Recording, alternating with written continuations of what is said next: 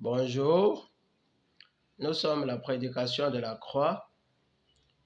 La prédication de la croix est une chaîne YouTube chargée de la recherche, de l'enseignement biblique, de la diffusion internationale et de l'intercession. La prédication de la croix, c'est la parole droitement divisée. Nous revenons aujourd'hui avec un autre enseignement dont le titre est « L'interprétation des langues à l'Église, de l'erreur à la vérité ». L'interprétation des langues à l'Église, de l'erreur à la vérité. Prions. Éternel notre Dieu, Père de notre Seigneur et Sauveur Jésus-Christ, béni sois-tu d'éternité en éternité, toi qui nous as appelés, afin que nous allions et portions du fruit à travers ta connaissance. Merci pour aujourd'hui, pour celui par qui tu parles, autant que ceux par qui tu déploies cette parole. Merci pour ceux qui écouteront cette parole dans l'avenir, dans la vie de qui tu te déployeras et produiras du fruit, 30, 60, 100. Merci pour nos vies, celles de ceux qui nous sont chers et de nos pays qui te sont chers. Merci parce que c'est avec toi que nous commençons. Merci parce que c'est avec toi que nous terminerons. À toi la louange, la gloire, à toi éternel notre Dieu, qui écoute, qui exauce, au nom puissant de Jésus-Christ, le Saint et le Juste. Amen. L'erreur, l'interprétation des langues, l'interprétation du parler en langue à l'Église, de l'erreur à la vérité. Peu de dénominations pratiquent le parler en langue. Peu de dénominations connaissent le parler en langue. Et sans pratiquer le parler en langue, l'interprétation devient donc impossible. Pourtant, le parler en langue est l'une des manifestations que Dieu l'Éternel a recommandées à l'Église et il est la base de la puissance et de la croissance spirituelle du croyant. Dans les églises où cette pratique est existante, la cérémonie est souvent accompagnée de beaucoup d'agitation, de confusion et même de désordre qui relèvent de l'erreur. Nous verrons entre autres le parler en langue, une recommandation du Dieu Tout-Puissant. Premier aspect, le parler en langue, une recommandation du Dieu Tout-Puissant. Deuxième point, les principes essentiels du parler en langue pour sa meilleure compréhension. Les principes essentiels du parler en langue pour son interprétation. Ce que nous devons comprendre, comment est le parler en langue, ce qu'est le parler en langue, pour que nous puissions l'interpréter. Les bases du parler en langue pour éviter l'erreur dans son interprétation. Troisième point, les bases du parler en langue pour éviter l'erreur dans son interprétation.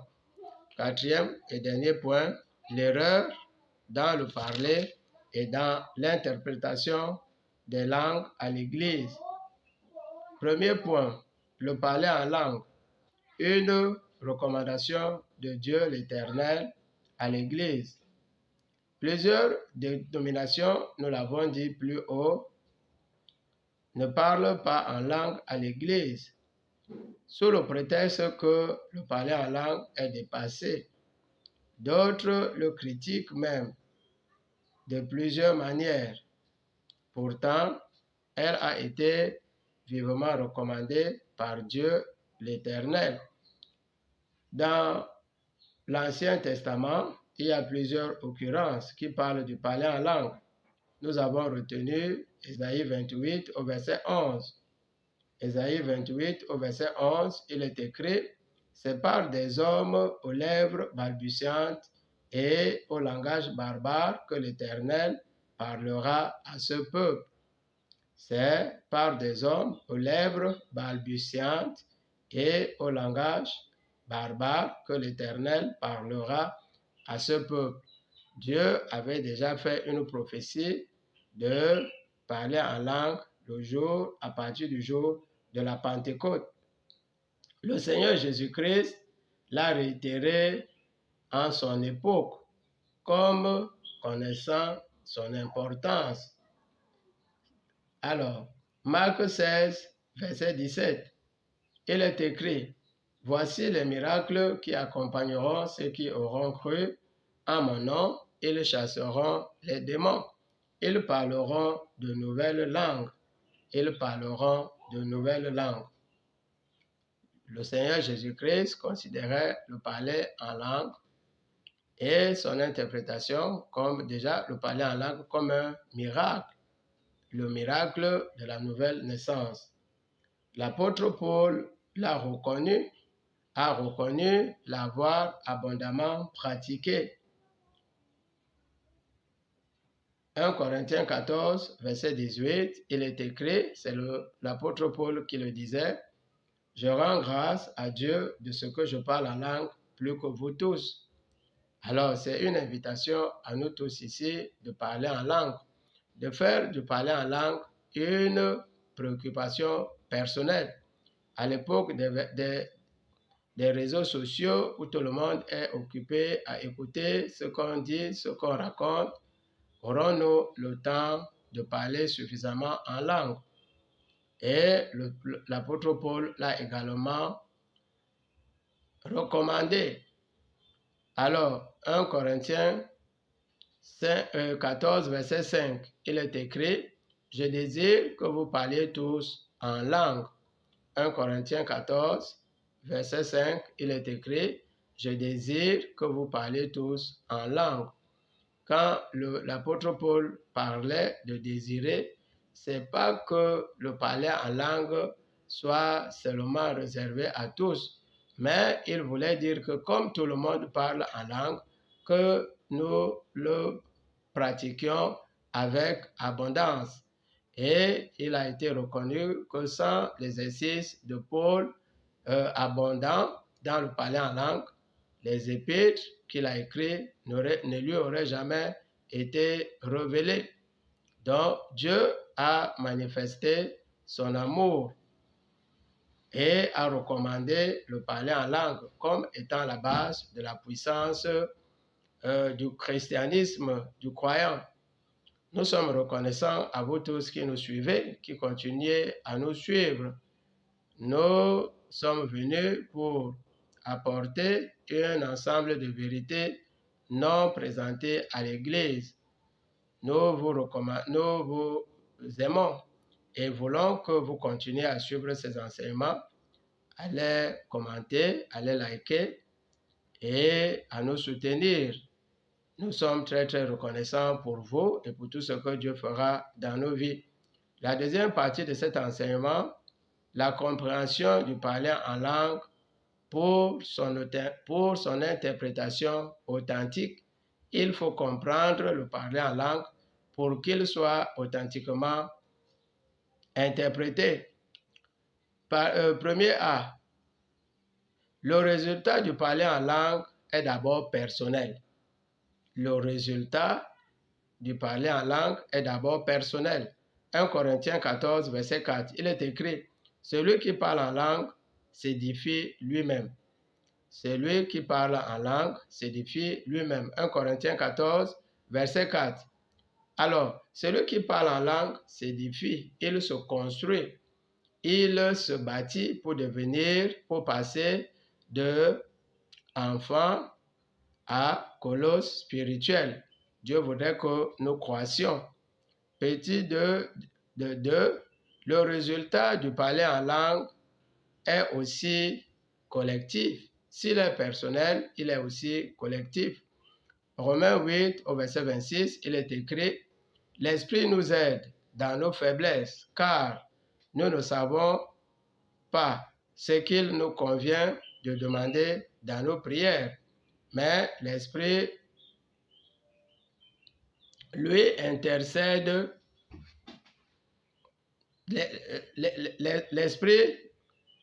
l'Esprit lui-même intercède par des soupirs et pas des soupirs inexprimables, mais l'Esprit lui-même intercède pour nous, pas des soupirs inexprimables. Nous voyons que si l'Esprit, vous parlez à l'Église et que l'Esprit intercède, comment une personne qui vient d'interpréter saura que l'Esprit intercède et se mettra à interpréter cette intercession? Troisième petit point, le parler est uniquement dirigé à Dieu l'Éternel.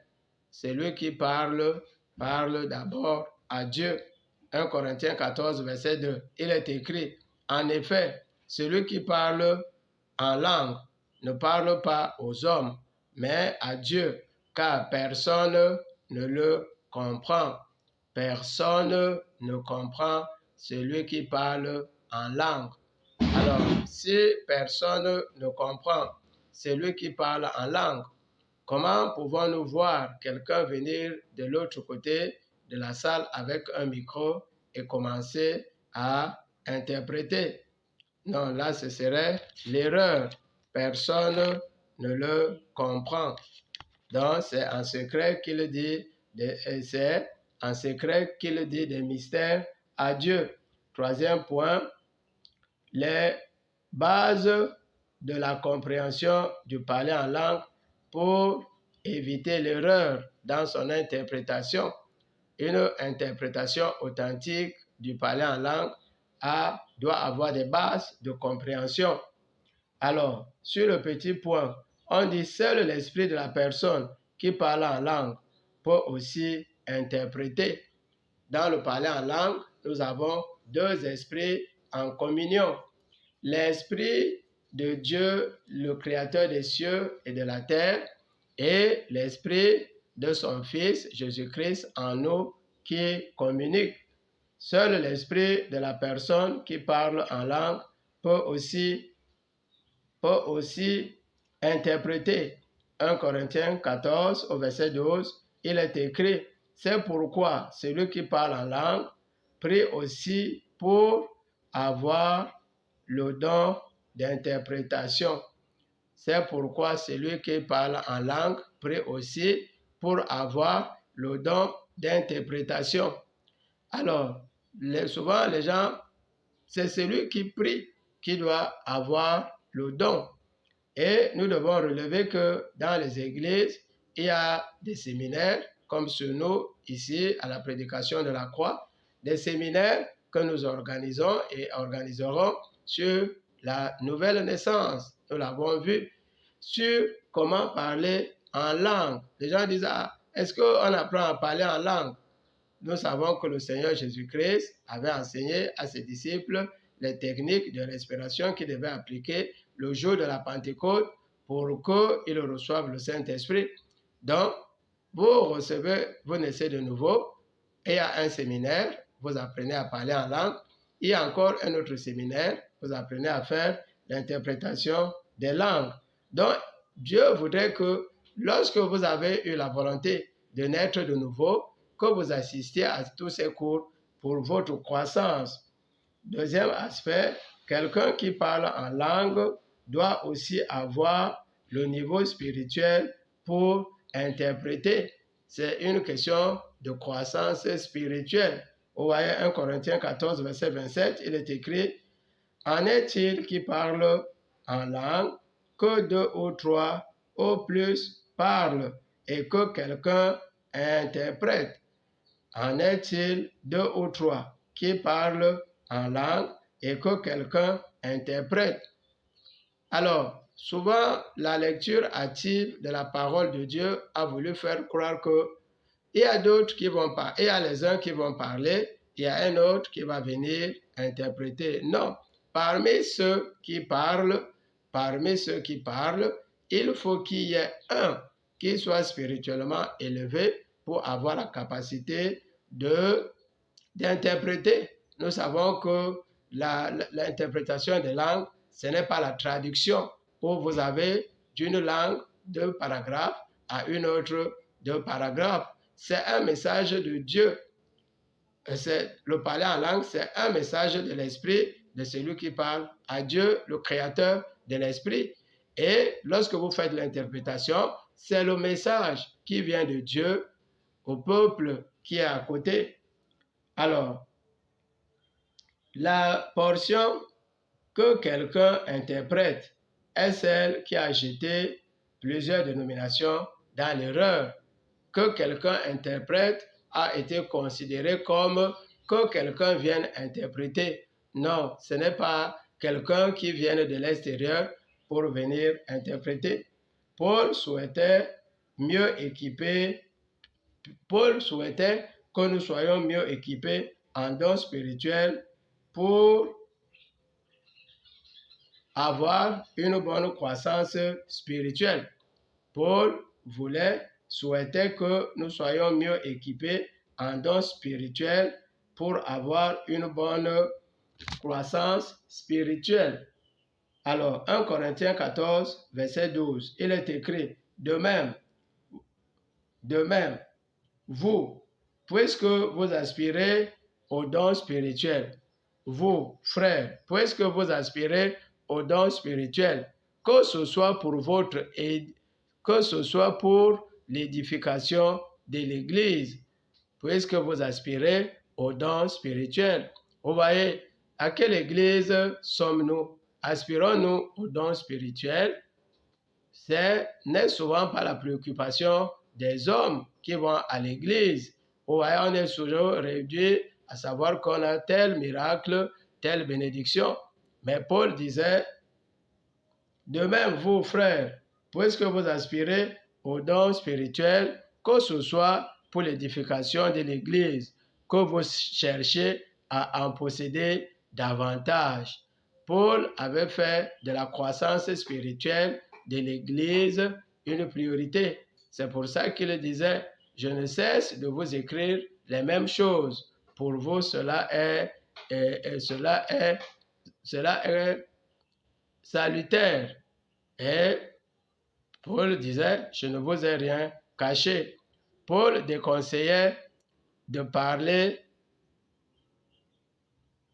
en langue à l'Église quand on n'a pas le niveau spirituel.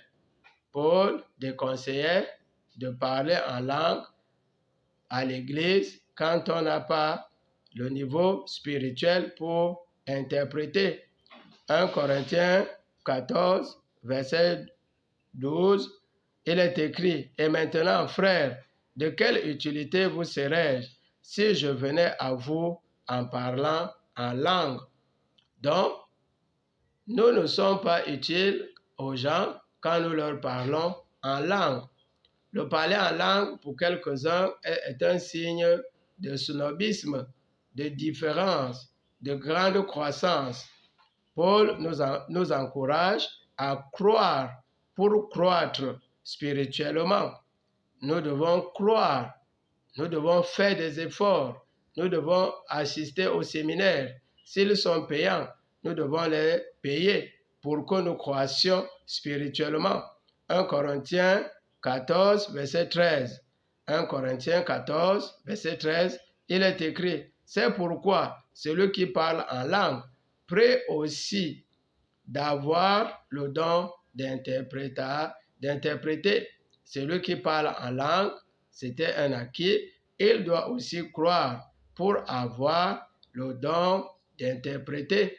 Il doit assister au séminaire qui lui permettra on disait, lorsque nous étions avec des gens, on a fait la nouvelle naissance, on a fait un autre cours dont le but était l'interprétation des langues.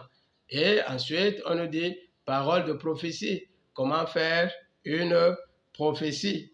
Paul nous a averti que seuls les prophètes sont utiles à l'Église. Seuls les prophètes sont utiles à l'Église. Vous voyez, le prophète, c'est celui qui parle de la part de Dieu au peuple. Le prophète est celui qui parle de la part de Dieu au peuple de Dieu. Le prophète ne parle pas au monde. Le prophète dit ce que Dieu demande de faire afin que les bénédictions de Dieu soit disponible, parce que le péché, la désobéissance, bloque les bénédictions de Dieu. Alors, Paul nous a averti que seuls les prophètes sont utiles à l'Église. 1 Corinthiens 14,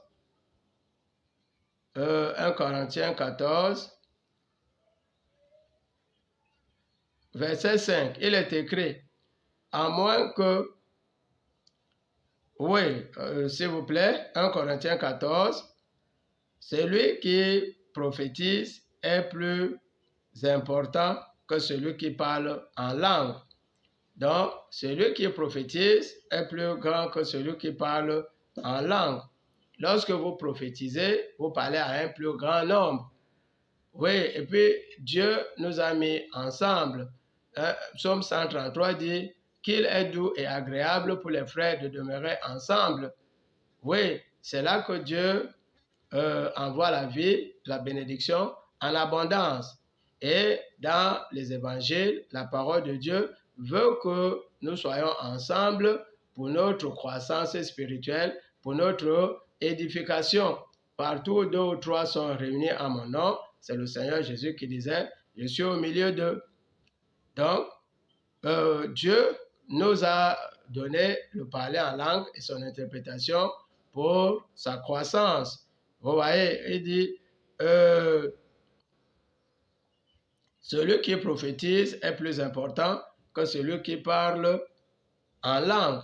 Lorsque nous prophétisons, nous construisons les autres, nous les aidons à grandir. Pourquoi nous devons grandir? Éphésiens 4, au verset 12, il dit, jusqu'à ce que nous soyons tous parvenus à l'unité de la foi et de la connaissance du Fils de Dieu à l'état d'homme fait.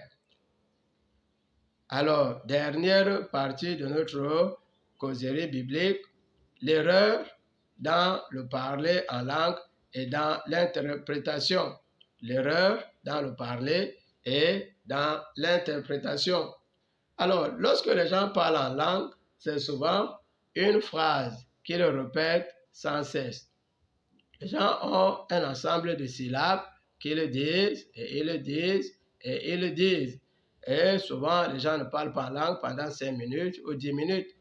Et ces moments sont souvent accompagnés de très grandes confusions dans l'église où les gens tombent, où les gens se relèvent, où, vous voyez, les croyants offrent donc toutes sortes on voit des croyants offrant toutes sortes de scènes, oubliant que le parler en langue et l'interprétation des langues sont des actes qui nécessitent notre libre arbitre.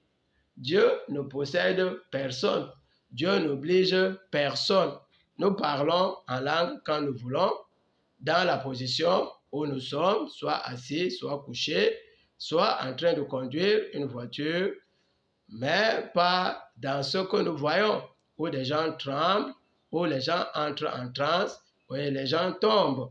Vous voyez, 1 Corinthiens 14, verset 32 dit, il est écrit, les esprits des prophètes sont soumis aux prophètes, car Dieu n'est point un Dieu de désordre, mais un Dieu de paix.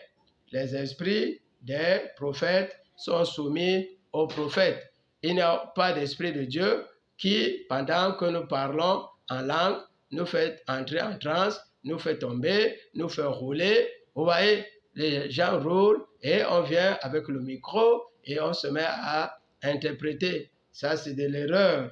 Nous verrons dans un autre enseignement, si Dieu le veut, l'esprit de l'erreur et l'esprit de vérité. Nous devons savoir que cela relève de l'erreur. Nous devons savoir qu'est-ce qui relève de l'erreur, qu'est-ce qui relève de la vérité. Nous sommes très, très reconnaissants à vous qui continuez à suivre ces enseignements. Nous sommes très, très contents. Nous ne cessons de prier pour vous. Nous voulons véritablement que nous formions une communauté forte. nous sommes disposés à continuer à recevoir ces enseignements de Dieu, l'Éternel. Nous voulons que vous soyez plus participatifs pour être réactifs, afin que les charges soient communément supportées et que nous ne vous servions pas en gémissant. Nous vous parlerons de nos besoins. Soyez disposés à agir. Nous allons à la conclusion. L'Éternel voudrait que nous soyons des hommes spirituellement matures. C'est le but de la prédication de la croix.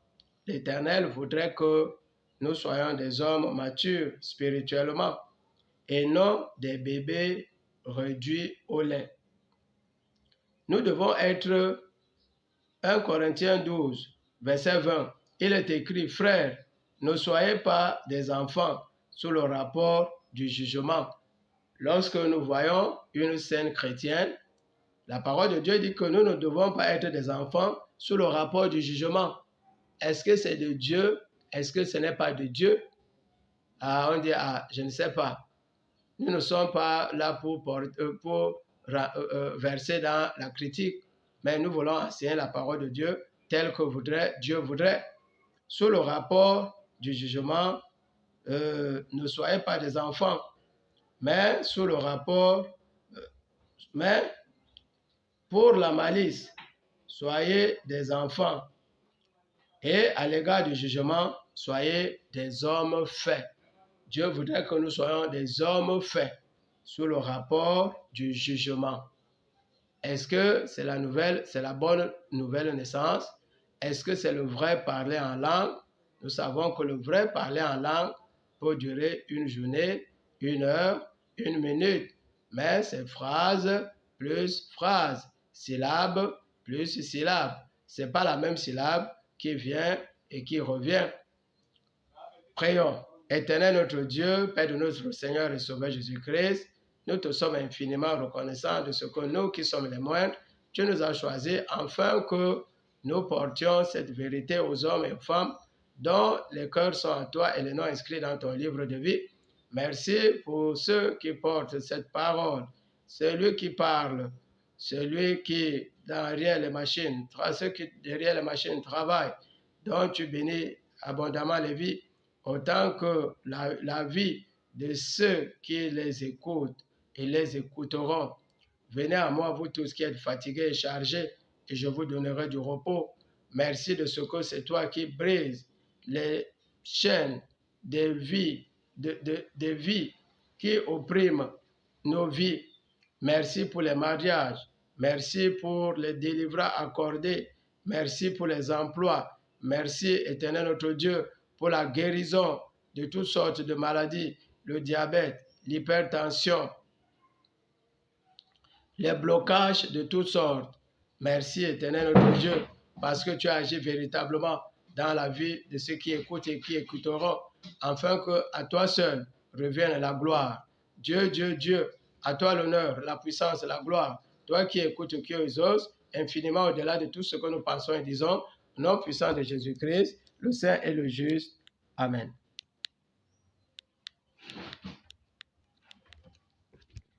Amen.